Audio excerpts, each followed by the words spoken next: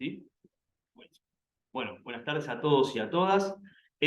Como saben, durante este año desde el Centro de Estudio de Ejecución Penal estuvimos organizando un seminario permanente que, a diferencia de otros años, el marco de la actualidad, y tenía que ver un poco con tratar de discutir la actualidad de las penas de prisión perpetua en la Argentina, que es un tema que desde el Centro de Estudios de Ejecución Penal nos venía preocupando desde antes, y también era una preocupación de los compañeros del Centro Universitario de Devoto, con lo cual ahí hay una preocupación conectada.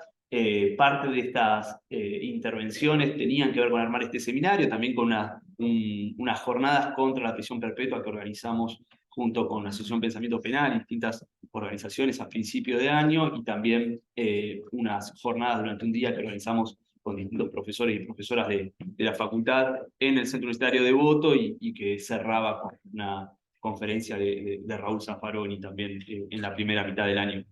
Eh, un poco la idea para el encuentro de hoy es tratar de hacer una suerte de cierre de esas discusiones, tratar de abrir un poco a discusión. Yo voy a tratar de hablar no mucho más que 20 o 30 minutos, un poco haciendo ese recorrido sobre la situación más normativa de la prisión perpetua en Argentina hoy, las posibilidades que se abren de esa situación bastante contradictoria que hay entre las distintas regulaciones en Argentina sobre esta materia en este momento, y un poco pensar cuál podría ser la agenda posible frente a esa desorganización normativa que nos quedó como herencia de las transformaciones del Código Penal.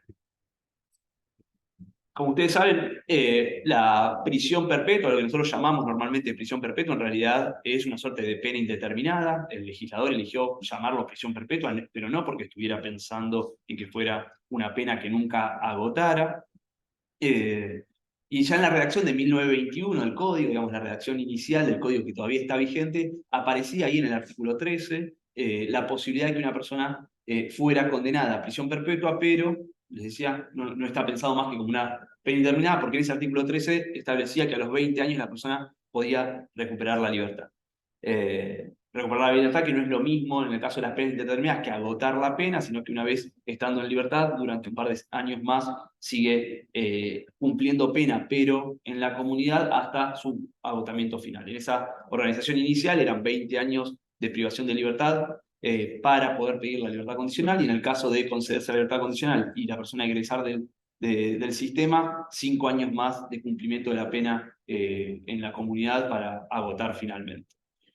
Cuando uno miraba el resto de las regulaciones, identificaba rápidamente que en el artículo 14 había una restricción a esa libertad condicional, y en el 17 otra. En el artículo 14 la restricción tiene que ver con la libertad condicional no se considera reincidentes, y en el artículo 17, una vez revocada la libertad condicional, es imposible conceder nuevamente. Entonces aparecían esas dos contradicciones sobre cómo tenía pensado el legislador que se resolvía cuando una persona era condenada a prisión perpetua, cuya única válvula de escape es la libertad condicional, pero era reincidente, o pero se le había denegado una libertad condicional anteriormente. Esa idea de solo agotarás por egresar previamente por libertad condicional, pero por el otro lado, a vos no te corresponde la libertad condicional. El legislador tenía alguna mirada sobre eso. Una posibilidad es pensar que para esos casos concretos el legislador no encontrara una solución a nivel legislativo, y que la única vía de escape fuera la vía del indulto, de la conmutación de pena. La jurisprudencia en líneas generales había encontrado una solución a eso, que es lo que normalmente en la jurisprudencia y en el mundo de la cárcel se le llama dar un número, es decir, transformar una pena indeterminada en una pena determinada, una pena de libertad, una pena de prisión perpetua sin goce de libertad condicional, en un número, en un número concreto, la determinación de un número, y a partir de ahí empezar a pensar las posibilidades de algún nivel. Lo que está claro es que en la redacción de 1921 y hasta el 2004, la libertad condicional fue la regla como vía de escape, y solamente en algunos muy poquitos casos las personas condenadas a perpetua no tenían manera de agotar a través de la libertad condicional, o al menos la posibilidad de agotar a través de la libertad condicional. Del 2004 al 2017 el panorama empieza a cambiar, y empieza a cambiar primero en algunas cuestiones cuantitativas, que luego podemos charlar un poco mejor, pero básicamente ese esa libertad condicional del artículo 13 no se puede pedir a los 20, sino que se puede pedir a los 35. El tiempo de cumplimiento de pena en la comunidad para que la pena finalmente agote no es de 5, sino que es de 10. Pero más importante que esto, el artículo 14 y el artículo 17 suman algunas otras supuestos en los cuales la libertad condicional no puede ser concedida. Y aparece ahí una cierta cantidad de delitos prohibidos, que al principio son bastante pocos, y además de ser bastante pocos, está bastante claro por qué se seleccionan esos delitos. Son delitos de lo que se conoce normalmente como delitos de sangre, delitos que incluyen la muerte de la víctima como un agravamiento de un delito de base. Es el homicidio criminis causa, la lesión sexual seguida de muerte, la privación ilegítima de libertad o el secuestro extorsivo seguido de muerte. Y entonces acá la posibilidad de la libertad condicional deja de ser la regla como una solución para las personas con penas indeterminadas, llamadas prisiones perpetuas en nuestro código, y pasa a ser una posibilidad, ¿sí? Una buena cantidad de delitos combinados con prisión perpetua aún tienen la posibilidad de acceder a la libertad condicional mientras no sean reincidentes, mientras no hayan tenido un quebranto anterior de libertad condicional. Por ejemplo, solamente por citar un caso que es tal vez el más emblemático, de todos los homicidios agravados, todos continuaban entre el 2004 y el 2017 teniendo la posibilidad de agotar por libertad condicional, menos el criminis causa. Pero el 80 inciso primero, segundo, tercero, etcétera, sí que podían seguir. Y a partir del 2017, claramente la libertad condicional se vuelve una excepción. No solo por la continuidad con la reforma del 2004, sino por el agregar, el adicionar en esos delitos prohibidos una buena cantidad de los delitos que tienen pensada la prisión perpetua. De hecho, salvo la desaparición forzosa agravada y salvo la traición a la patria, ningún otro delito condenado con prisión perpetua, con la redacción actual del Código Penal, tendría posibilidad de acceder a la libertad condicional. Esto con dos problemas. El primer problema es que justo el delito de desaparición forzosa de personas y la traición a la patria es un delito que prácticamente no se utilizan, son tipos penales que prácticamente no se utilizan en la Argentina, solamente hay 20 personas cumpliendo pena en la Argentina por esos delitos. Y el segundo problema es que la libertad condicional es claramente la única vía de escape que establece el Código Penal para la prisión perpetua. Entonces, la prisión perpetua, que históricamente se inició como una pena indeterminada que carecía de certeza de cuándo agotaba y que su modo de agotamiento era a través de la libertad condicional, y que esa libertad condicional empezó a complicarse para el 2004, se vuelve casi que una quimera a partir del 2017. Hoy por hoy, si uno mirara el Código Penal, y solo el Código Penal, y con esto no estoy diciendo que sea el régimen normativo en la Argentina, digo, si uno mirara solo el Código Penal, como si eso fuera todo el régimen normativo, que no lo es, tendría el problema de que la contradicción dice, por un lado, las penas perpetuas no son realmente perpetuas, sino que son prisiones indeterminadas, que la manera de agotar es a través de la libertad condicional, y por otro lado dirían, a ustedes no les corresponde la libertad condicional. Eso que demuestra la incoherencia, la sistematicidad y la impracticabilidad del Código Penal actual, claramente necesita una reforma, y claramente esa es la solución de fondo a este problema actual. Luego me gustaría en los próximos minutos discutir con ustedes algunas de las soluciones intermedias o para el mientras tanto, hasta tanto se produzca una reforma del Código Penal que se ha vuelto incoherente, asistemático e impracticable. Solo para dejar planteado el diagnóstico actual. De acuerdo al Sistema Nacional de Estadística de Ejecución de la Pena, las estadísticas oficiales en la Argentina, elaboradas por el Ministerio de Justicia y Derechos Humanos de Nación, para el 2022, para diciembre de 2022, el 2,6% de la población encarcelada o el 5% de las personas condenadas en Argentina estaban condenadas a prisión perpetua. Eso daba el número de 2.689 personas a diciembre del 2022. En alguna conversación anterior, en el marco de estos seminarios, algún profesor proponía que, un poco buscando generar polémica en el sentido de mejorar el debate, proponía, tampoco parece un problema tan importante. Estamos hablando de solamente el 2,5, 2,6% de la población encarcelada. Yo sobre eso agregaría dos cosas, no solo que la importancia del problema no se mide solo cuantitativamente, sino cualitativamente. Hay problemas que son graves no por la cantidad de personas sobre las que se aplican, sino por el impacto que tiene cualitativo sobre el sistema, simbólico sobre el sistema, sino también que ese número parece menor, pero nunca hubo más presos condenados a prisión perpetua en la Argentina que en la actualidad.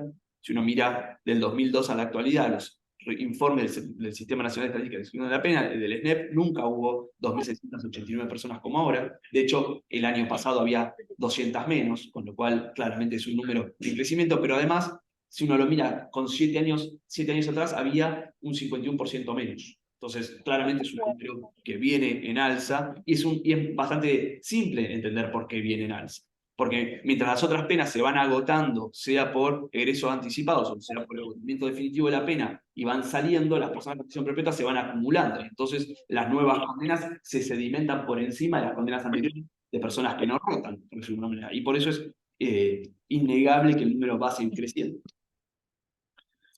Miradas para el mientras tanto. La primera mirada que apareció fue fuerte durante el verano, principalmente en torno al caso de Baez Sosa y de los rugbyers condenados por su asesinato a la salida de un boliche en Villa Gesell. Aparece con la imagen muy pública, principalmente de Burlando en su búsqueda electoralista que quedó a mitad de camino, con la idea de que el código con esta reforma lo que estaba proponiendo es que la prisión indeterminada, llamada simbólicamente prisión perpetua, se volvía materialmente perpetua.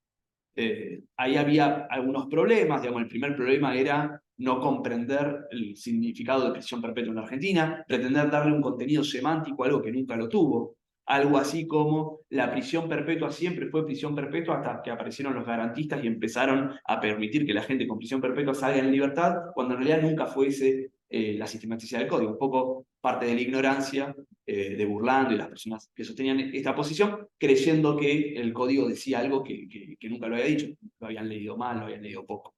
El segundo problema es que el código no dice exactamente que la prisión perpetua no agote nunca, ¿sí? De hecho, una buena técnica legislativa del Código Penal hubiera demandado que si la decisión del legislador era que las prisiones perpetuas no agotaran nunca, había que borrar el párrafo del artículo 13 que decía las prisiones perpetuas agotan por previa libertad condicional a los 35 años.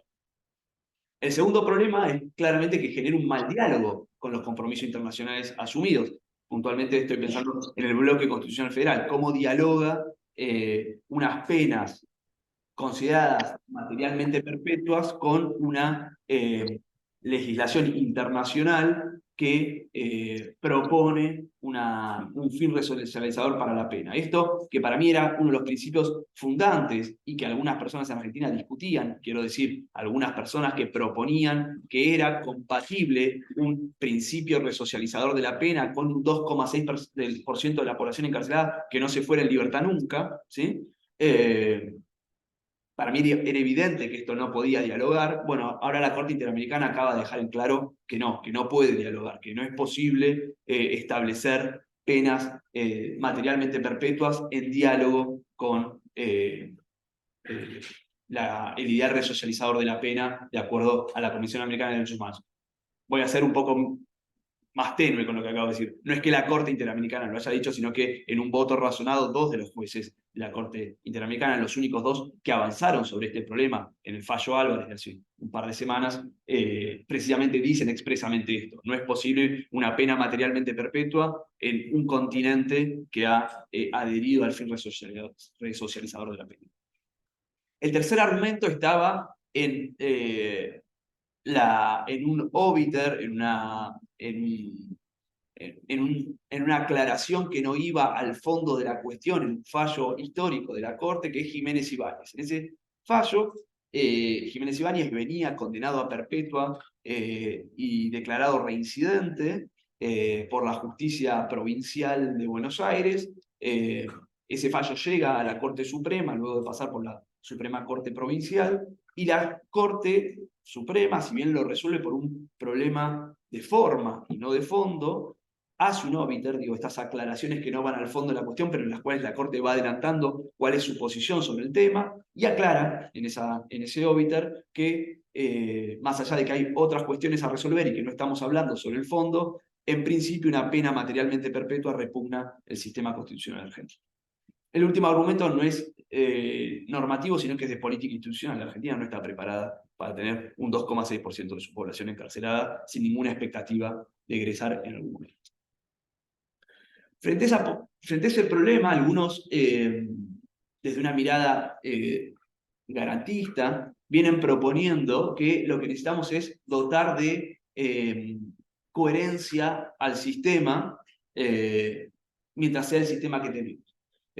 Algo así como una suerte de una posible lectura interna que salve la coherencia del código, evitando la inconstitucionalidad, pero también que nos permita salir del atolladero de las penas totalmente perpetuas. Hay algo así como este código penal todavía sirve. Y ahí encuentran el punto en los 50 años, en una construcción que en algunos de los autores y de las autoras yo creo que es bien intencionada, pero que para mí tiene algunos problemas.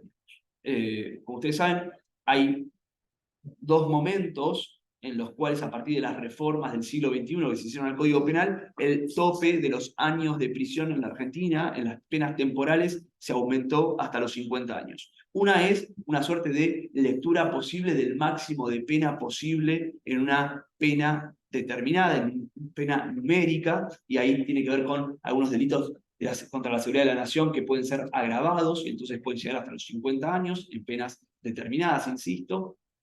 Y la otra es el límite del concurso real. ¿Sí? Esta idea de que el concurso real, en la suma de delitos, de acuerdo al artículo 55, podría llegar hasta un máximo de 50 años. Esto para mí tiene algunos problemas, digamos, algunos problemas más, si se quiere, dogmáticos, y es que para mí ambos números en ambos institutos penales, digamos, en el concurso y en ese tipo de delitos sumamente graves, están pensados para penas determinadas y no para penas indeterminadas. Es decir, no son instituciones pensadas para las penas indeterminadas, para las prisiones perpetuas. Por supuesto que quienes proponen esto tienen claro, que creo, estoy convencido de que quienes proponen esto tienen claro de que están asimilando un instituto que fue creado para otra cosa, para algo, trayéndolo en una suerte de analogía. Lo que pasa es que a mí me cuesta mucho pensar que esto pueda ser una analogía in bonam partem, ¿sí? Que son las únicas analogías que el código, que el sistema penal aceptaría, digamos.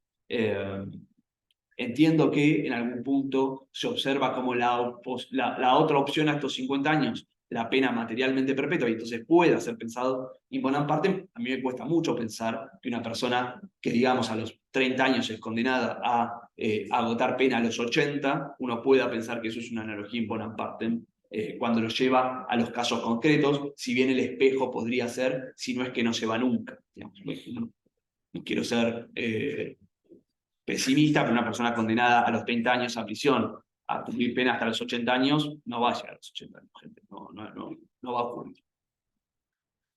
El otro problema es más de orden jurisprudencial. Cuando la Corte Suprema de Justicia de la Nación tuvo que resolver en torno al fallo Álvarez, un fallo que ha ido y venido y que, les decía, tenemos hace un par de semanas fallo de la Corte Interamericana, ahí expresamente la Corte Suprema de Justicia de la Nación dijo que es imposible dar un número, o mejor dicho, por usar un término más de la Corte, que no es posible a nivel pretoriano, a nivel de los tribunales, transformar lo que fue una pena indeterminada en una pena determinada al momento de la ejecución. Con lo cual, esta transformación de la pena indeterminada en el número mágico de 50 también pareciera tener problemas con la jurisprudencia más reciente de la Corte. Para mí la única posibilidad en el mientras tanto es pensar en la inconstitucionalidad de la reforma. ¿Sí? Y precisamente, si bien la segunda mirada trata de resolver el problema del carácter sumamente excepcional que una declaración de inconstitucionalidad debería tener, para mí sumamente inconstitucional, la suma excepcionalidad de las declaraciones de inconstitucionalidad precisamente significa no su prohibición o su inutilización, sino su utilización cuando el código repugne especialmente la Constitución Nacional. Y este me parece que es de esos casos. Por supuesto que la inconstitucionalidad es una medida extrema, pero es precisamente para estos casos de conflicto con el bloque constitucional federal donde necesitamos pensarlos. Me parece que son esos casos en los cuales las construcciones originales que el código generó no dan respuestas a los problemas concretos que hay en los tribunales. Básicamente se pensó un código penal con toda una estructura que suponía la libertad condicional como la regla, pero las transformaciones posteriores lo volvieron asistemático, impracticable, problemático, y por eso es que necesitamos la declaración de inconstitucionalidad. Acá me parece que a mi gusto aparece la parte más interesante, que es discutir inconstitucionalidad de qué, ¿sí? O si ustedes quieren, de todas estas capilaridades que va teniendo el Código Penal, ¿a qué con qué código vamos a estar satisfechos, qué es lo que queremos declarar como inconstitucional.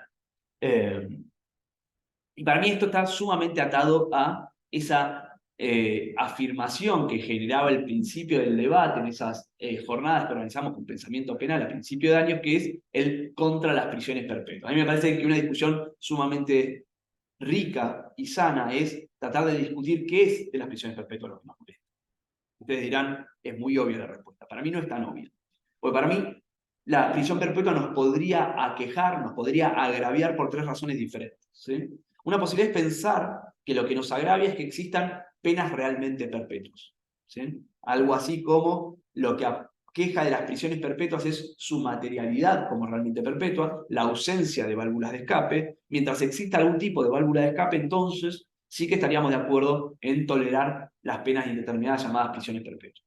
En ese caso, bastaría con generar las reformas al artículo 14 y 17 del texto original, es decir, la prisión perpetua es inconstitucional cuando, o mejor dicho, la prohibición del 17 de volver a otorgar la libertad condicional a una persona a la cual se le revocó anteriormente es inconstitucional o es inaplicable en aquellos casos de prisión perpetua, o la libertad condicional, la prohibición de otorgar la libertad condicional a los reincidentes es inaplicable en el caso de que ese reincidente además haya sido condenado a prisión perpetua, porque si adherimos a esa utilización del 14 estamos avanzando hacia una pena materialmente perpetua, y luego la reforma de los delitos prohibidos de la reforma del 2004 y la reforma del 2017, digamos. Si uno limpiara esas inconstitucionalidades y garantizar una suerte de derecho a revisión, como se ha dado en llamar luego, gracias al Estatuto de Roma, estaríamos de acuerdo en que las penas indeterminadas pueden ocurrir. ¿Sí? Solo tenemos que evitar que haya penas materialmente perpetuas. Mientras las penas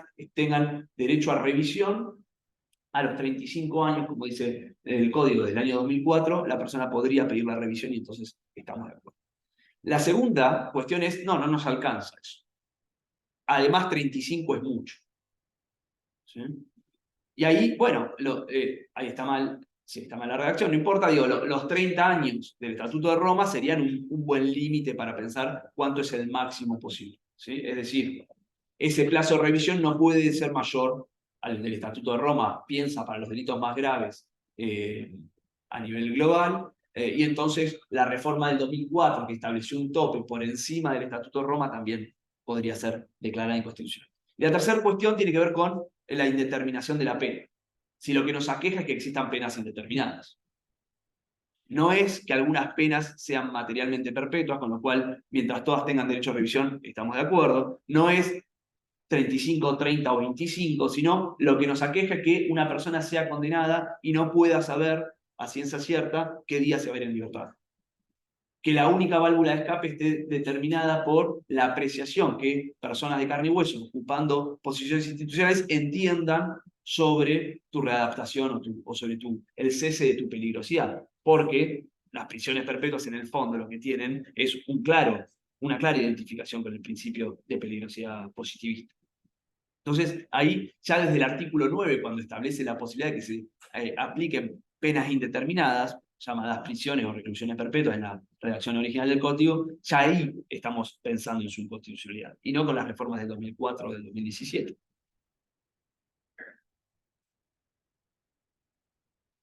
¿Qué agenda nos deja el fallo Álvarez de hace un par de semanas para pensar este problema de las penas indeterminadas? Primero, algunas aclaraciones sobre el fallo Álvarez. Es un fallo sumamente complejo de leer, porque lo que es sumamente complejo, y los peritos lo dicen en sus participaciones ante la Corte Interamericana, es complejo de entender porque el entramado normativo en el cual quedó la Argentina luego del 2004 y el 2017 es incoherente, pero también porque los fallos que se fueron dictando en el caso Álvarez fueron algunos de muy mala factura técnica, son malos fallos, además de ser interesantes o no las decisiones que toman, están mal redactados, son de mala calidad técnica, sobre todo el de la Corte, son muy mal fallos, más allá de si nos gusta lo que resuelve o no resuelve sobre el fondo, está mal escrito.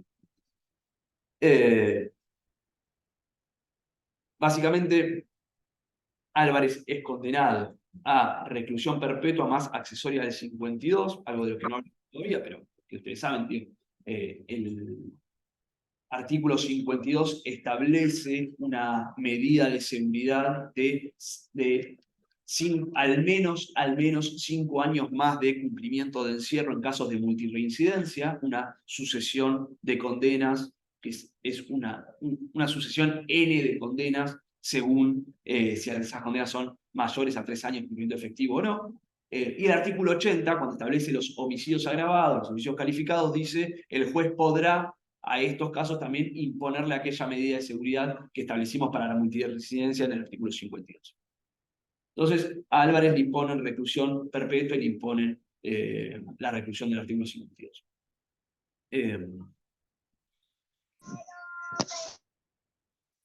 En algún momento su juez de ejecución transforma en un número esa reclusión indeterminada, algo que hoy la Corte dice que no se puede hacer, pero que a principios de siglo era una práctica regular en los tribunales cuando se encontraban con estos problemas de penas que parecían de cumplimiento, que eran o parecían de cumplimiento imposible. Eso llega hasta la Casación Federal de Casación Penal o Casación Nacional de Casación Penal. En esa época la misma casación, que establece un número más bajo que el que había establecido el juez y quita la accesoria del 52, con lo cual Álvarez queda en posibilidad de egresar del sistema penitenciario. Mientras eso ocurre, la Fiscalía recurre solamente por el monto. La discusión es si son 25 o 30. Cuando eso llega a la Corte, le dan vista al Procurador General para que dictamine. El Procurador General no se siente compelido por el recurso fiscal y cree que puede avanzar sobre otras cuestiones que le parecen que están mal de los fallos anteriores, aunque no hayan sido motivo de recurso fiscal, algo que ya tiene muchísimos problemas, me parece, en términos procesales y de garantías constitucionales. Más grave todavía, la Corte hace suyo los planteos de avanzada que realiza el Procurador General en la instancia de la Corte, y si bien reconoce que con la reclusión del tiempo indeterminado no se puede entrometer porque eso ya había quedado firme por no tener recurso fiscal, sí que puede avanzar sobre esa transformación, esa transformación de pena indeterminada en pena numérica que el fiscal de Cámara también había consentido. Y también había sido ya consentido en primera instancia, el cual venía consentido ya en 2 instancias seguidas por el Ministerio Público. Con lo cual, en un fallo que no termina de quedar del todo claro, le ordena a un tribunal inferior, que tampoco termina de quedar, o mejor dicho, los tribunales inferiores no se terminan de hacer cargo de quién sería ese tribunal inferior, que readecúe la sentencia de acuerdo a estos parámetros muy poco claros. En parte yo creo que por la poca claridad de esos parámetros iniciales nadie quiere dictar esa sentencia. La Cámara Federal de Casación Penal lo reenvía hacia el juzgado de ejecución, el juzgado de ejecución lo agarra y lo guarda, y nadie toma ninguna decisión al respecto. En algún momento Álvarez pide algún egreso anticipado, y en el marco de pedir ese egreso anticipado, no recuerdo si eran unas salidas transitorias o una libertad asistida, el juzgado le dice, juzgado de ejecución le dice, no, usted no tiene derecho a pedir este instituto, que es una libertad asistida, porque usted está condenado a prisión perpetua con reclusión con accesoria al 52, porque todo lo que venimos resolviendo desde que yo le puse un número en adelante, la Corte lo ha anulado. Álvarez recurre y eso va a la nueva Cámara Nacional de Casación Penal, que hasta ese momento no había intervenido porque la vía recursiva había sido anterior a la conformación de esta Cámara. Esta Cámara Nacional, en alguna decisión algo salomónica, establece, por un lado, que la Corte establece primero que no tiene que aplicar el fallo de Corte, sino que tiene que interpretar el fallo de Corte, haciéndose cargo de la poca claridad conceptual del fallo de la Corte Suprema, y dice que, por lo que pueden interpretar el fallo de Corte, el 52, la reclusión por tiempo indeterminado, fue dejada sin efecto por la Corte, o se mantuvo sin efecto por la Corte, pero también fue dejado sin efecto la transformación en el número. Entonces Álvarez está con una reclusión por tiempo indeterminado sin accesoria del 52, y estando en esa situación, por ser anterior a las reformas del 2004 y del 2017, el delito que se le imputaba, o por el cual fue condenado, está en condiciones de pedir la libertad condicional. Y como está en condiciones de libertad condicional, no estamos frente a una pena materialmente perpetua, y como no estamos frente a una pena materialmente perpetua, no es de aplicación Jiménez Ibáñez y el resto de las propuestas de que es necesario construir un número. Que en algún punto debe ser la parte más analíticamente la parte más correcta del fallo de la Corte. El fallo de la Corte en algún punto, luego de estos problemas sumamente graves, a mi gusto, en términos de garantías constitucionales, lo que termina diciendo es, si Álvarez está en condiciones de egresar por libertad condicional, no hace falta buscar un número. Lo que tiene que hacer es pedir su condicional y que el tribunal se lo otorgue. Con lo cual, en algún punto, con la situación esa de la Corte, Álvarez queda en la situación de que, Álvarez y tantos otros, pero estamos hablando del caso de Álvarez queda en la situación de que solo podría egresar, de acuerdo al fallo de la Corte interpretado por la Cámara Nacional de Casación Penal, a través de que le otorguen la libertad condicional. Y bueno, ahí entramos en el problema de qué ocurre con ciertas personas que tienen delitos emblemáticos sumamente publicitados y cuando tienen que ir a conseguir que un órgano penitenciario dictamine a su favor y luego que un juez acepte darle la libertad condicional. Conocemos otros casos mucho más emblemáticos que están atravesados por la misma problemática. Son de público conocimiento. Frente a esta situación, y no exactamente frente a esta situación, porque claramente el incidente, perdón, la tramitación ante la Comisión Interamericana es muy anterior al fallo de la Corte, que es del año 2018, si no me equivoco. Claramente la incidencia internacional inició muchísimo antes, y de hecho no inició exactamente por esto. La incidencia ante la Comisión Interamericana la inicia Álvarez aquejando una cierta cantidad de vulneraciones a su derecho de defensa en juicio, que no vienen tanto al caso de lo que queremos discutir acá, pero vinculado con una falta de tiempo para que su nueva defensa conozca el caso y la obligación de llevar adelante el juicio, pese a que la defensa había asumido solo unas horas antes, la obligación de desarrollar el juicio esposado, lo cual afectaba claramente la imagen de inocencia de él frente al tribunal, y algunas otras agravamientos procesales vinculados con su derecho a una vía recursiva amplia. Digamos. Y eso es como el centro de la tramitación, primero ante la Comisión Interamericana y luego ante la Corte. Sobre la marcha aparece como un tema de vulneración esto de las prisiones realmente perpetuas o la ausencia en Álvarez de una claridad sobre cuándo agotan finalmente la pena que tiene impuesta. Si bien la Corte Interamericana rechaza las alegaciones que indican que este tema no podría incorporarse por haber sido un tema de tratamiento posterior, lo cierto es que en el voto principal, en el voto de la mayoría, no hay un pronunciamiento sobre las penas perpetuas, y esto expresamente se reconoce considerando 181. Pero sí hay un voto razonado que es exclusivamente, formado por dos de los jueces, que es exclusivamente para discutir el tema de las prisiones perpetuas. Y no solo de las prisiones materialmente perpetuas. Y acá la Corte Interamericana me parece que establece, aun cuando sea solo un voto razonado firmado por dos jueces, una buena cantidad de argumentos que van a nutrir, van a enriquecer la agenda de discusión que tenemos de aquí en adelante en los casos de prisiones perpetuas, materialmente perpetuas y no materialmente perpetuas. Una primera cosa interesante que dice la Corte en el voto razonado es que la Comisión Americana de Derechos Humanos establece un estándar mucho más alto que el de otros sistemas regionales. ¿Sí? Y ese estándar más alto está atado a el fin resocializador de la pena que identifica en el 5.6 de la Convención Regional. Y entonces, el voto razonado establece 3 o 4 cosas que a mí me parece que son importantes. Primero, hay una oposición absoluta a las penas perpetuas. Una oposición porque son penas indignas, una oposición porque impide un proyecto de vida futuro, una oposición porque está fundada en criterios claramente peligrosistas, una oposición porque habilita una trascendencia de la pena sobre los sufrimientos al resto de los familiares y puntualmente hijos, hijas, hijes de las personas condenadas a prisión perpetua. Pero luego empieza a avanzar mucho más que con eso.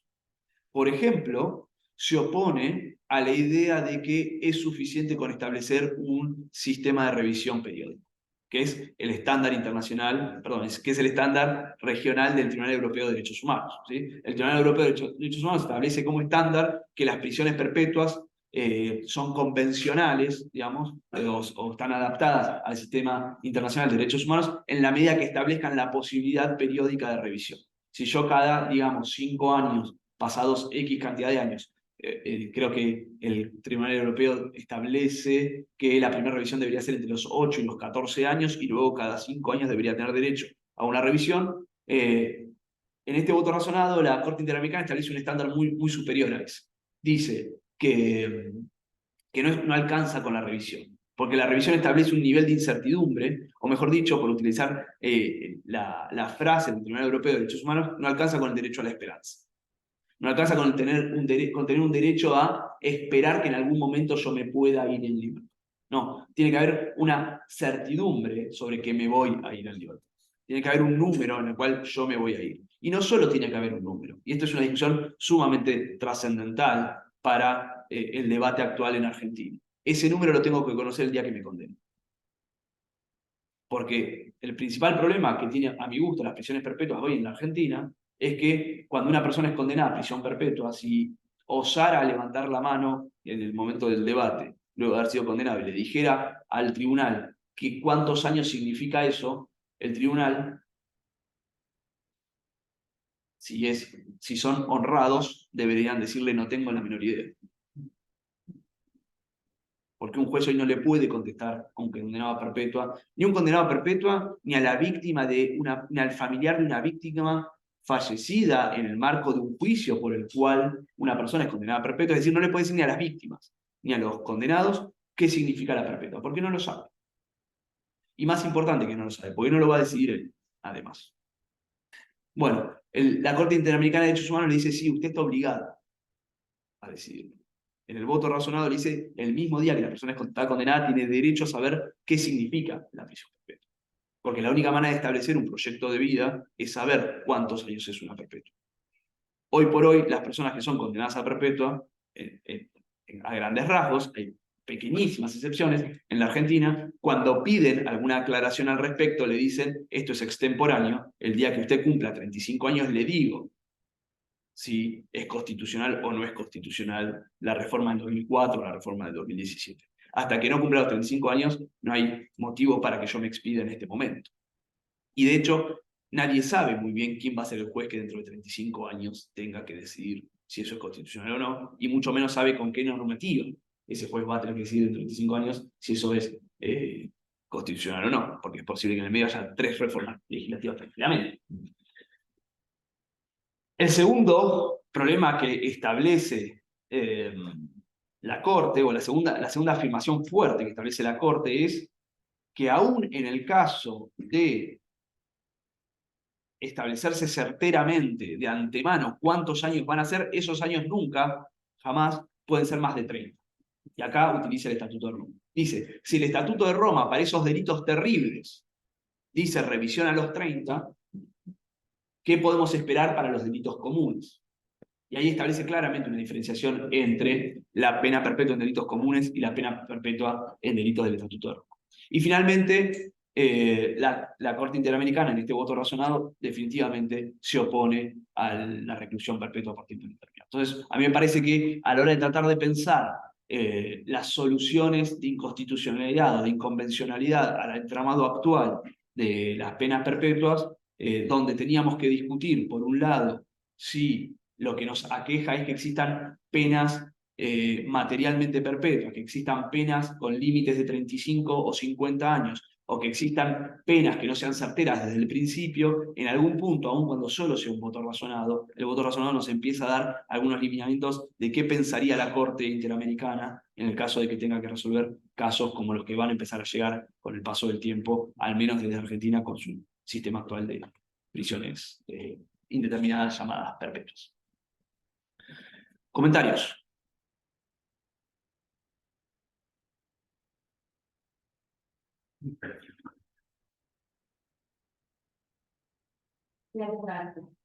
¿Eh? Es un poco abstracto porque todavía no se está discutiendo, ¿no? En algunos casos. Pero algunas cosas van a empezar a llegar. Al menos algunos casos del 2004 al 2017, condenados por esa mucho más corta escala de delitos prohibidos, van a empezar a llegar. ¿sí? O cosas más intermedias, por ejemplo, ¿qué hacemos en casos de penas en tentativa? ¿Sí? Por ejemplo. O qué hacemos con, no tanto con libertades condicionales, pero sí con salidas transitorias. Por ejemplo, personas condenadas de 2004 al 2017 reclamando incidentes de salidas transitorias, eso empieza a ser menos abstracto. Eso empieza a ser menos. Sobre todo a mí me parece interesante por eso lo de la Corte Interamericana, porque un poco, en algún punto, me parece a mí, ya sé, es un voto razonado, pero en algún punto neutraliza la tranquilidad jurisprudencial de decir, no sé, en 35 años ven. La Corte Interamericana está diciendo, no, no puedes ver en 35 años, porque eso afecta el proyecto de vida. Vos no puedes pretender que una persona se pase 35 años preso para que dentro de 35 años le vas a decir si algún día se va o no se va en libertad. La persona, ese proyecto de vida lo tiene que armar desde el día que es condenada. Entonces, ahí hay como alguna actualidad en esta discusión. Sergio. Aparte, pero es la única vez que la Corte Interamericana se pidió de alguna manera favorable de la participación. Hubo muchos casos, no recuerdo bien los fallos, pero las cámaras de casaciones dijeron que es inaplicable el artículo 14 del Código Constitucional y el fiscal apeló eso, recurrió, perdón, y de alguna manera eso llega a la Corte y te contestan como irreducibles, entonces volvemos otra vez a la misma rueda. Recién ahora creo que se marcó algo, y nosotros podemos llegar a tener herramientas para crear de alguna manera, en el caso particular, algunas situaciones especiales, agregar a lo que dijo la Corte Interamericana. En cada caso concreto, ¿no? Pero yo pienso, mi criterio es que ese fallo marcó un lineamiento que mejora de alguna manera la situación de cada persona que está en la situación.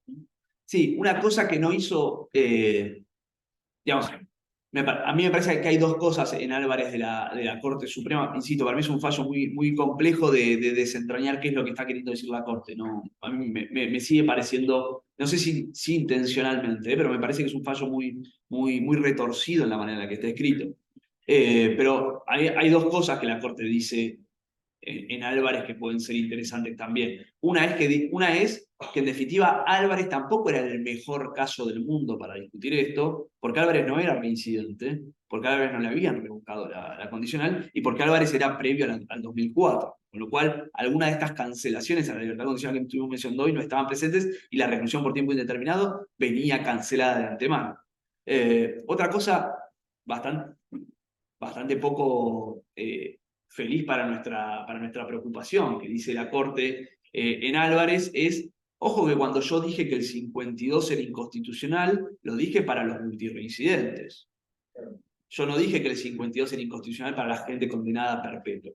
Están utilizando análogamente un fallo mío en el cual yo dije el 52 es inconstitucional para un caso que es totalmente diferente. Acá había una persona que había sido condenada por multireincidente por varios hechos, y acá hay una persona a la cual le estamos aplicando esta medida de seguridad porque cometió un homicidio calificado. Me están trasladando hechos bastante diferentes para buscar una posición análoga, y eso para la Corte es problemático. En algún punto la Corte Interamericana eso nos deja mejor parados que como estábamos antes, porque ahora sí que tenemos algún argumento extra para decir que también en los casos de los homicidios calificados, en los casos del artículo 80, el 52 podría ser pensado inconstitucional por aplicación de esta mirada de la Corte Interamericana. ¿Diego? No, justo iba a mencionar lo que decís en cuanto a lo que tiene que ver el fallo de Álvarez con en la actualidad todo lo que es el artículo 80. O sea, eso tiene como dijo José, una herramienta para la defensa para generar una expectativa a ver si podemos modificar o generar un proyecto de vida de esa persona. Sí, porque en realidad la Corte, si algo no dijo o sea, lo que seguro no dijo la Corte en Álvarez es, bueno, está bien, perpetuo es perpetuo. Eso seguro no lo dijo. O sea, es muy retorcido entender que la Corte dijo eso. La Corte en todo caso dijo, bueno, pedite la condicional. Pero la Corte también dijo que las penas indeterminadas se pueden convertir en determinadas. Y eso fue lo que el despacho Álvarez que vos mencionás, justamente jugó con solo un 4, pero sí, pero fue el que se fijó, creo que la pena en 37,5. Y bueno, después eso se lo rebusco la cámara. Sí, yo ahí no sé cómo la ven ustedes. A mí me sigue pareciendo constitucionalmente, digo, en términos de garantía, en términos de alcance procesal, a mí me sigue pareciendo problemático. Digo, un juzgado que transforma una pena indeterminada en determinada, un fiscal que no recurre esa transformación, una Cámara que establece otro número, un fiscal de Cámara que discute el número, pero no discute ni la transformación de una pena indeterminada en determinada, ni discute la inconstitucionalidad del 52, que un procurador general no esté limitado por el recurso fiscal. A mí me sigue generando problemas. Yo no sé cómo lo ven ustedes, no sé si les parece que es una posición más extendida de la Corte, en la cual los procuradores generales no están limitados por el recurso fiscal, pero a mí me parece que es problemático. No sé. No, sí, es problemático. Teóricamente, estoy de acuerdo que están limitados, pero a la vez en lo práctico es como soy el procurador general, ¿no? Claro, pero entonces no habría que fundar los recursos. No, claro. Ya no. No, igualmente no puedes cumplir con el momento como que. Pero. Acá tuvo ganas y los amplió, ¿eh? Dijo, ya entendí que esto viene consentido, pero es una barbaridad, así que yo voy a... Y la Corte en algún punto podría haber, digo, porque en el 50, a mí esto es lo otro que me sigue llamando la atención de la decisión. La Corte dice, bueno, en el 52 no me puedo meter porque ya viene consentido, pero sí me meto en la transformación de pena determinada e indeterminada, que también venía consentido. Entonces, esa decisión de la Corte de, pese a que todo viene consentido, en algunas cosas me meto y en otras no, es un doble estándar también medio... Tiene alguna explicación la Corte de por qué hacerlo, pero a mí me sigue pareciendo débil el argumento de por qué sí y por qué no. Es parecido, digo, el argumento que usa la Corte al argumento que usa el procurador, no digo en lo que dice, no sé lo que dice, pero en el sentido en el que, bueno, sí, todas estas instancias anteriores, ok, pero... Claro, pero el argumento es más o menos. Es tan grave el error judicial previo que ya sé que está consentido, pero yo no puedo consentir un error judicial tan grave y tengo que intervenir. Bueno, ahí está evaluando cómo que una es una decisión judicial y el otro es un grave error. Bueno, no sé, a mí me parece muy peligroso ese límite. Pero yo creo que se utiliza como una respuesta social, más que nada. Ya lo dijo Zaffaroni cuando hablamos con él. Digo, yo voté por la perpetua de la constitucional y siempre 17-1, o sea, 6-1, sí. Entonces, de alguna manera te das cuenta que mucho no le interesa, que como decían las estadísticas, es el porcentaje. Pero bueno, de alguna manera, nosotros, el trabajo de nosotros, pensar algunas estrategias, agarrándose de eso nuevo, ¿no? Digamos, la persona que le gusta el derecho y que sabe que justamente el derecho tiene los grises, de alguna manera tiene que articular, pensar, para generar una nueva mirada, por así decirlo, utilizando para mí central lo que dijo la Corte.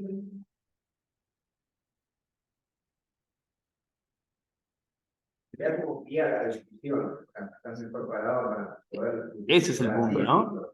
Hay ahí como algo de agenda en un punto. Sí. Que vaya a modificarse en el inmediato. Es difícil.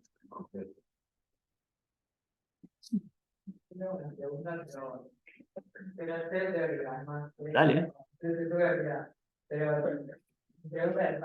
A partir de que se condenen a una indeterminada. O sea, ¿cómo afecta esto a las personas que van a escapar a la educación y trabajo, de la cárcel, la expectativa que puede tener ahí, pero eso también no genera en algunos puntos, no sé cómo hacerlo normal, pero si no genera también que también se pueda llegar, la persona puede llegar a sentir que puede usar a cometer otros delitos, o bueno, la justicia puede usar para cometer delitos, sabiendo que al fin y al cabo, si después de cometer un delito de pasaje, tipo, la primera condena es lo mismo, porque no van a salir. En el sentido de que no le hacen expectativas, que pueda salir en un plazo razonable para que no pueda hacer algo de su vida, digo, ahí adentro, cómo después termina afectando a la vida de la persona y que la decisión se toma a partir de eso. Sí, sí, te entiende, Clara. Mirá, primero hay como esa cosa de, dos cosas, digamos. Primero, ¿qué dice la Corte Interamericana? La Corte Interamericana dice, ya sé que tu pregunta iba más a otro lado, pero digo, la Corte Interamericana dice que uno de los problemas más graves que tienen las penas indeterminadas o las penas de prisión perpetua es que los países establecen sobre las personas condenadas a prisiones perpetuas sistemas de regímenes carcelarios aún más gravosos. Algo así como, dice la Corte Interamericana, algo que para mí no aplica al caso del sistema federal, al menos argentino, pero podemos discutirlo, algo así como el régimen penitenciario, los días de encierro de una persona condenada a perpetua, además son sometidos a un sistema penitenciario aún más gravoso, menos acceso a educación, menos acceso a trabajo, etc. Después, cuando uno lo mira en el caso federal, por ejemplo, hay como dos grandes discusiones. Una de la persona condenada a perpetua sin ningún proyecto de vida que podría construir, se transforma dentro de la prisión en una suerte como de pieza de ingobernabilidad, digamos. Yo con eso tengo muchas dudas, digo. De hecho, los centros universitarios adentro de las cárceles suelen estar poblados de personas condenadas a perpetua.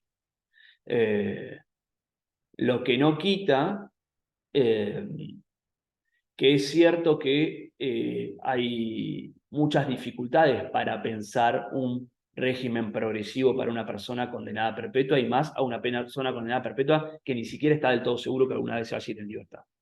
Por ejemplo, la persona en una cierta cantidad de años junto a una cierta calificación que le demandaría trabajar fuera del perímetro de la cárcel, pero por estar condenado a perpetua lo obligan a permanecer la persona condenada a perpetua a una cierta cantidad de años, sobre todo estoy pensando en los regímenes normativos anteriores a la reforma, en una cierta cantidad de años estaría en condiciones de, por ejemplo, 2004-2017, de salidas transitorias, pero en la cuenta del servicio penitenciario eso significaría que se vaya a la casa y vuelva durante 20 años.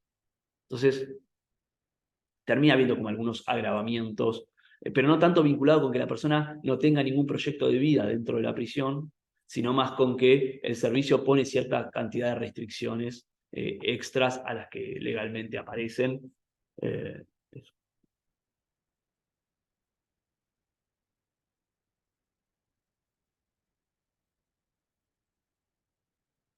Acá Paula nos cuenta que en Entre Ríos se declaró inconstitucional la reforma del 2017 y hay una persona privada de libertad que lleva más de 30 años con perpetua y libertad condicional revocada. Bueno, que es este problema del artículo 17, ¿no? Yo conozco una sola persona en el sistema federal, en Devoto, una persona que está condenada a perpetua, con ley vieja, todo, pero bueno, para 1921 eso ya era un problema. Condenada a perpetua, estando en libertad, le revocan la condicional de la perpetua, no por la comisión de un 9-8, sino por la violación de otra regla de conducta, le revocan la condicional y nadie sabe qué van a hacer con ese muchacho. Hace mucho tiempo. Ahí, similar al caso que cuenta Paula, igual Paula cuenta que hace poco el tribunal le concedió las salidas transitorias. ¿Ya? Ahí Pablo cuenta algo bastante parecido a lo que vos proponías, Clara, como el tema de las prisiones perpetuas y cómo eso anula el incentivo que tiene una persona condenada para desarrollar un proyecto de vida dentro de la cárcel. Pablo lo vincula puntualmente con el tema del estímulo educativo, digamos, ¿no? Pero uno podría extenderlo a otras cosas. Yo ahí tengo una mirada también, que es que me parece que, visto desde afuera, los únicos incentivos que existen adentro de la cárcel para adaptarse al ritmo de vida de la cárcel son irse en libertad. Y seguro que irse en libertad es un incentivo importante.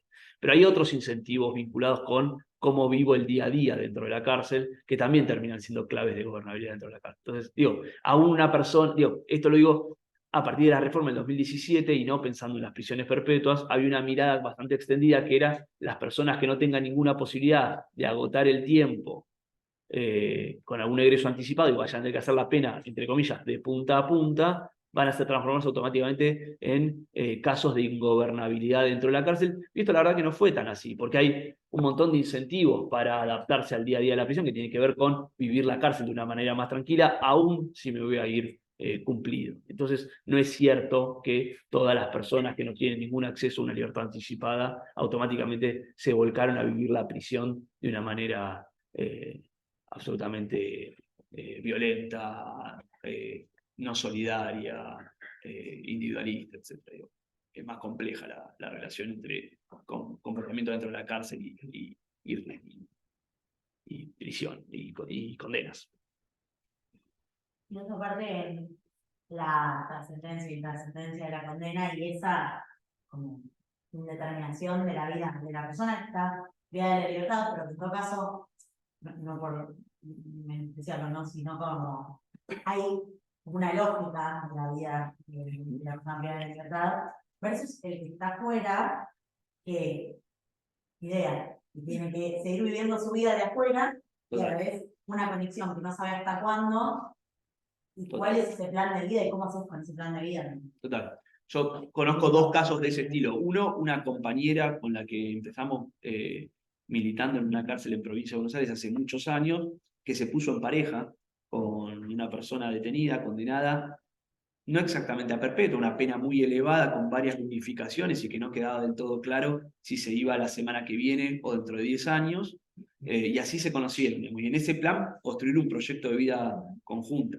Y el otro caso es de un compañero que está preso en Devoto, que yo lo entrevisté mucho para mi tesis de doctorado, hablamos muchísimo, y justo durante ese tiempo quedan embarazados con su pareja, y para él era toda una situación de extrema angustia haber quedado embarazados, porque no podía lidiar con la idea de que no tenía claro si alguna vez iba a vivir fuera de la prisión con su hija o nunca. Decía, mis hijos anteriores fue en otro momento de mi situación procesal. Ahora, la verdad es que no sé si me voy a ir alguna vez en mi vida y traer una hija, en este caso, al mundo. Digo, esta idea de la Corte Interamericana del proyecto de vida, y no solo el proyecto de vida personal, lo dice la Corte, no solo el proyecto de vida personal, sino también el proyecto de vida de todas las personas que lo acompañan. Acá hay un montón de gente muy preocupada por el presentismo, eso lo contestas vos. ¿Qué pasa? Después le mando. Después Agustina les comenta cómo se resuelve el presentismo. Yo lo mandé antes. Ah, ok, ya lo mandó y lo vuelvo a mandar en un rato. La condición sería la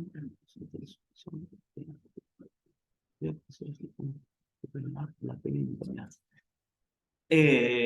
Bueno, es que, sí, Elías, la condicional en el caso de las prisiones perpetuas, cuando era posible pensar la condicional en la prisión perpetua, era el momento en el cual aparecía una suerte de intento de fijación de pena, porque ya ahí, el día que la persona egresaba, sabía que a los 5 años o a los 10 después del 2004 la pena agotaba, empezaba a aparecer un número más certero. El tema es que esa condicional nadie está seguro de si se va a dar, no solo es si es a los 20 o a los 35, sino que es si esa condicional se va a dar. Digo, volviendo al caso Álvarez, la respuesta fue tenés que pedir la condicional, pidió la condicional y se la denegaron. Con lo cual digo, ese es como el segundo paso de la incertidumbre, que es un punto a partir del cual ese día podemos empezar a discutir esto, no significa que ese día vaya a ocurrir. Pero Álvaro, ¿con qué titular de acuerdo? No se fue con la condicional, porque la En la anterior, la Cámara.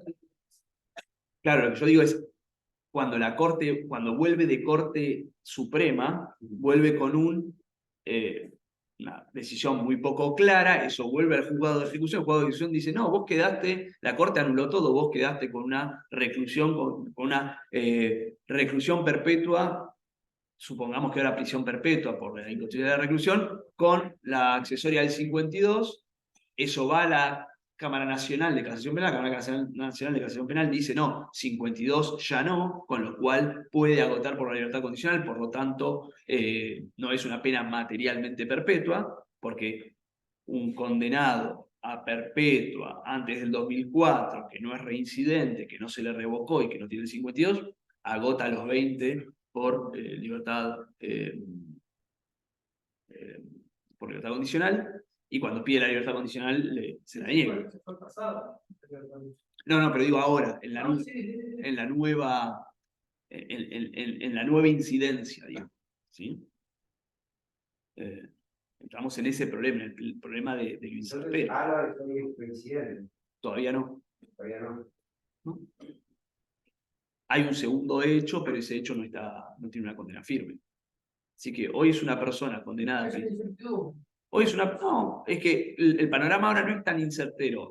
Hoy es un caso, para no hablar de una persona concreta, digo, hoy es un caso de una persona condenada a reclusión perpetua que no tiene accesoria al 52 y que su manera de agotar la pena es a través de la libertad condicional porque la puede pedir, porque no tiene 52, porque no es reincidente y porque nunca se le revocó la condicional. Ese sería como el panorama actual. Pero después necesita informes favorables y. No, es más complicado que una persona reincidente.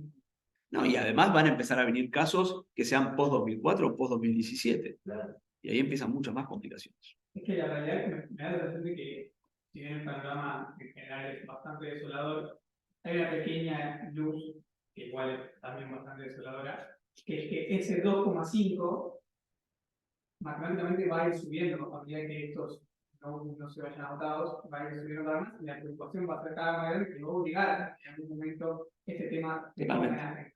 Totalmente. Yo no estoy seguro de que vaya a subir ese 2,6, lo que sí estoy seguro es que va a subir el número absoluto. Lo que va a ser seguro son los 2.689. Claro. Tal vez sube al mismo ritmo que suben las otras penas y entonces el porcentaje no, pero el número absoluto seguro va a subir. De hecho, no es una opinión mía, digo, hay un 51% más que hace 7 años. Había 1.700 y pico. El problema es que hacen durante este periodo de tiempo que tenemos una ley de 2007 y 2004 que son incoherentes Totalmente. entre ellas, tratando de qué hacer. Totalmente. Yo creo que la necesidad de darle coherencia al código es inevitable. Yo creo que eso va a ocurrir. No sé si nos va a gustar la nueva coherencia del código, esa es otra discusión. Pero el punto, como decís vos, Guido, es en el mientras tanto.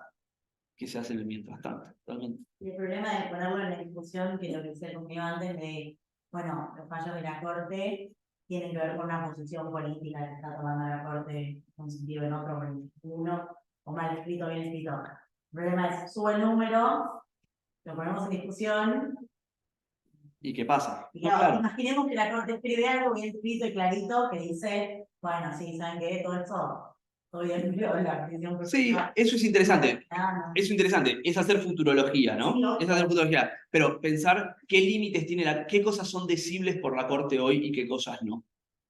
Por ejemplo, ¿la Corte hoy tiene espalda para decir penas materialmente perpetuas son viables? Parece corto la espalda para eso, no parece tener demasiada espalda. No tienen, porque No pareciera tenerla, ¿no? no veo. Digo, parecería bastante obvio que si eso llega a la Corte Interamericana en algún momento, el país va a ser sancionado, ¿no? Pareciera bastante obvio. ¿Qué sé yo? Y mismo si Futurología pura, ¿no? Igual. Sí, hay mayor de 30 años, la periodo de. Estoy de acuerdo también. A mí me parece que cualquier cosa por encima del derecho a revisión en 30 y cada 5, pareciera. Sería discutida la revisión. Pasa lo que dijo en el otro lado. Bien. Dios, pareciera que el estándar de la Corte Interamericana, que es un voto razonado y que no es un voto. Bueno, pareciera establecer un estándar mayor, porque ni siquiera revisión, ¿no? Pareciera que. A mí, por lo menos, me parece como interesante qué pasa si hoy, con fundamento en el voto razonado, una persona que es condenada a perpetua pide que le aclaren de antemano y que no se lo pateen 35 años. A mí me parece que ahí puede haber algo interesante también para empezar, cosas que se pueden empezar a discutir ahora también, ¿no? Dice la Corte Interamericana en su voto razonado que yo tengo derecho a armar un proyecto de vida desde ahora, no dentro de 35 años. ¿Por qué vamos a nosotros?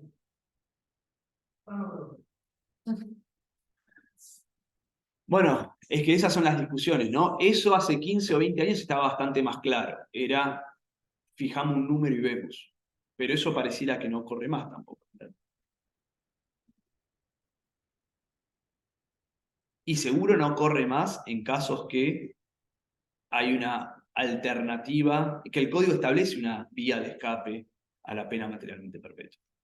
Que un poco parece ser lo que dice la Corte Suprema en Álvarez. Entonces la discusión es, ¿qué pasa si a la Corte le llega un caso más a la Jiménez Ibáñez? Digamos. Quiero decir, un caso donde si la Corte confirma todo, la persona no se va nunca más. ¿No? Ahí parece que ¿Qué otra cosa. responsabilidad para el letrado, defensor? En su caso también, que le toque un caso así. Un caso en el cual la Corte le confirme.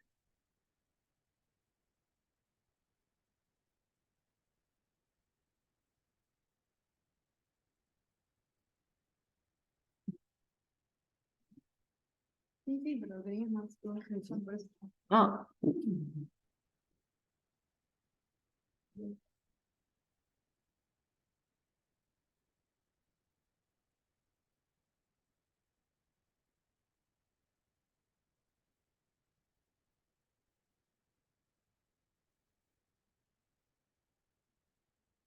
bueno, son todas medio la misma en realidad. O están todas muy vinculadas.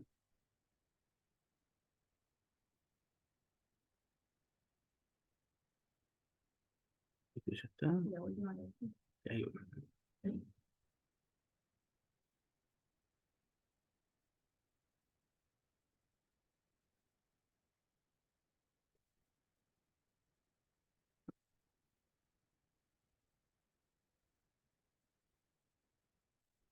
Bueno, sí, es todo medio la misma, o todas muy vinculadas los comentarios.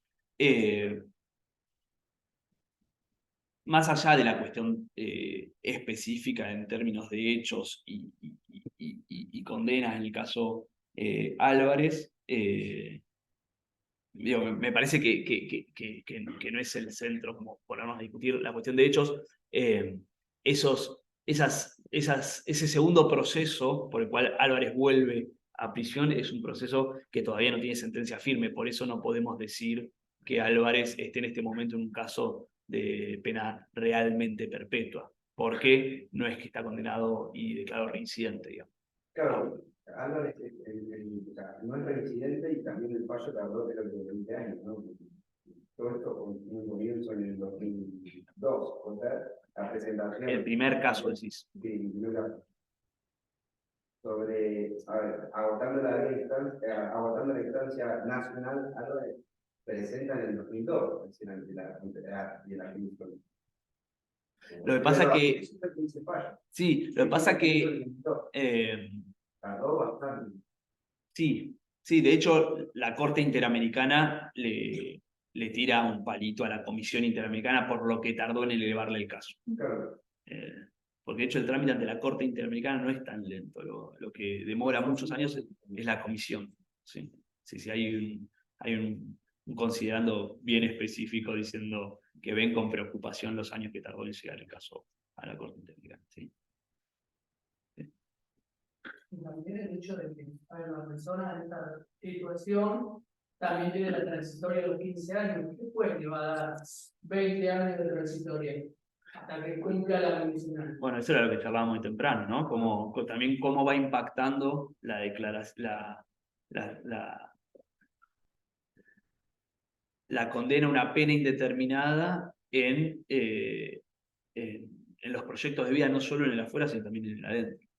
Dentro de lo que son los regímenes penitenciarios. Claro, en el adentro. Sí. Y aparte pensar en cómo piensa una persona que está condenada a prisión perpetua, juntando, a ver, Paz no sabe cómo funciona el régimen penitenciario, pase el periodo, objetivos que tiene que ir cumpliendo, y de alguna manera llegar a esos objetivos y que no te den el puntaje para cuando estés en términos de acceder a una salida transitoria o teniéndolo, de alguna manera, justamente hoy tiene mucho peso lo que son los informes penitenciarios y por la mayoría de los casos que yo he leído, informe negativo, que niegan transitoria, condicional, lo que sea, porque es muy vinculante, que eso antes no sucedía tanto. Entonces, de alguna manera, esa persona tiene que tratar de empatizar con el servicio penitenciario, que lo está a cargo de su control, y bueno, depende mucho hoy de la situación de que esa persona se vaya, el trato que tenga con justicia penitenciaria. Sí, encima ahí hay como un doble juego, ¿no? Por un lado, cómo impacta en la persona juntar los puntos y llegar a los lugares de mayor autodeterminación dentro de la cárcel y que todavía le falten 25 años, ¿no? ¿Cómo impacta eso? Y también la inversa.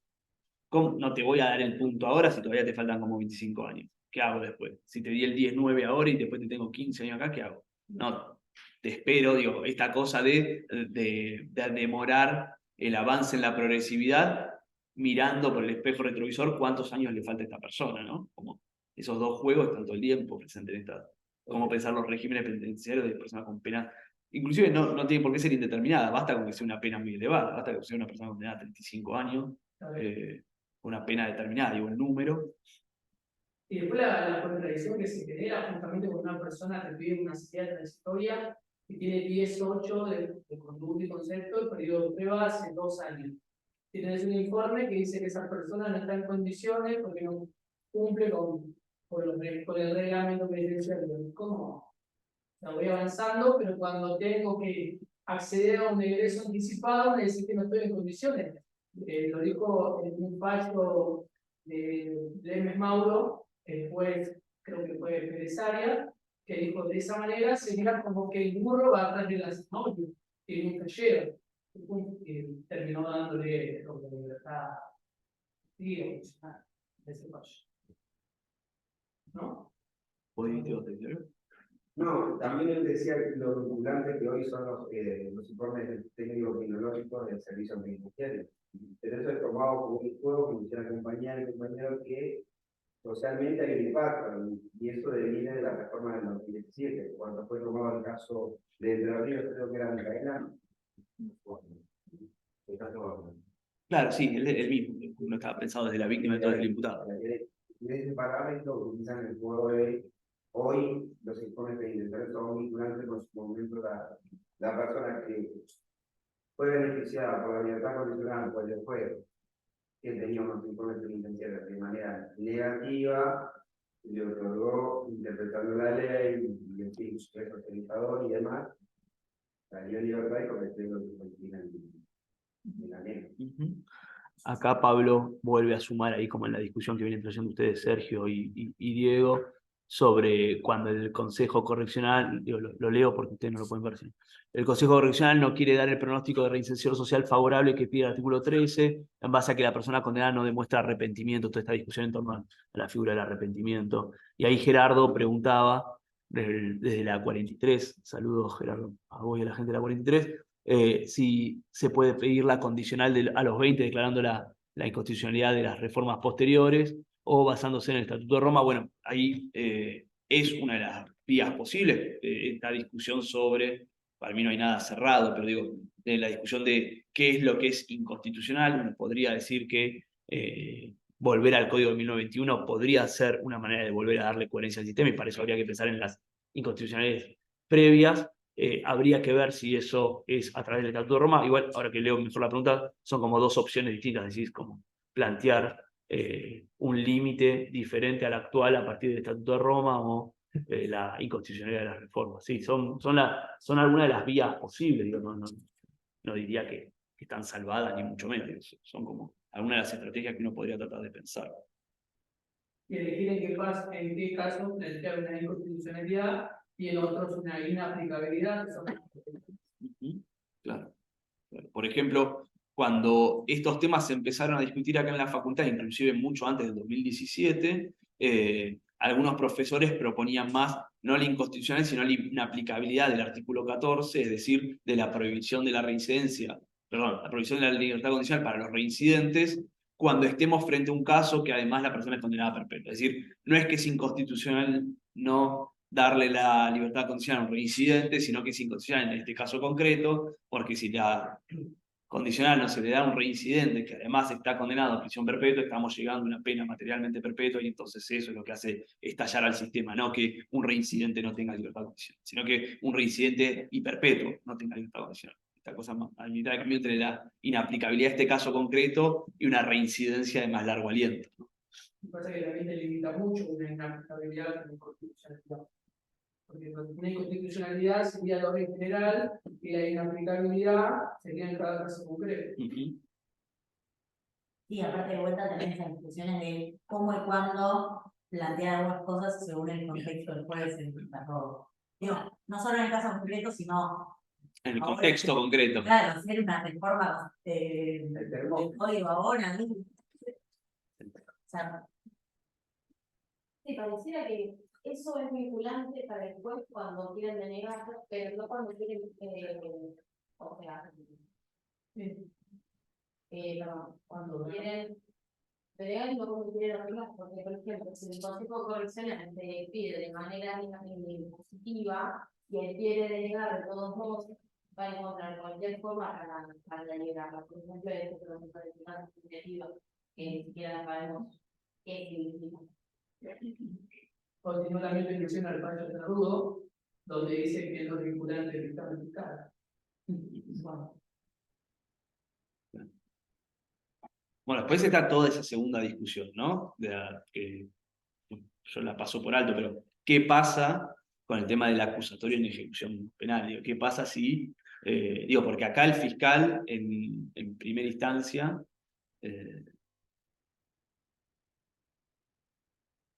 fue por debajo de lo que pretendía el juez de ejecución y el juez de ejecución puede ir por delante.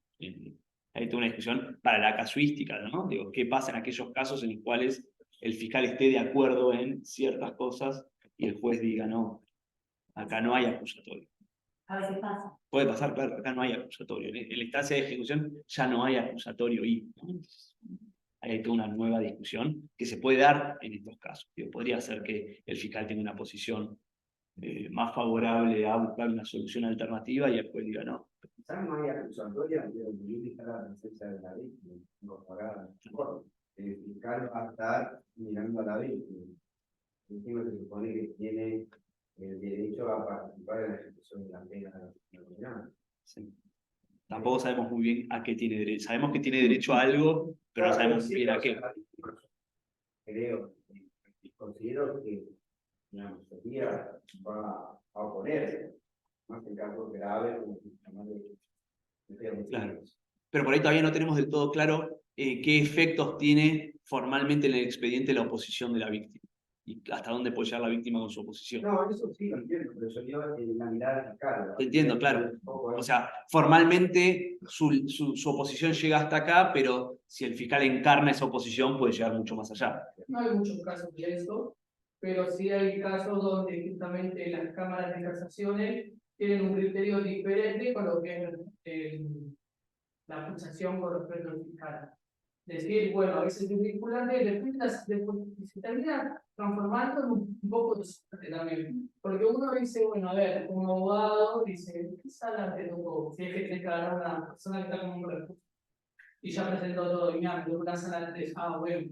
Uno ya va conociendo los criterios, pero ya depende de la suerte. Aparte de ese sorteo, es una suerte.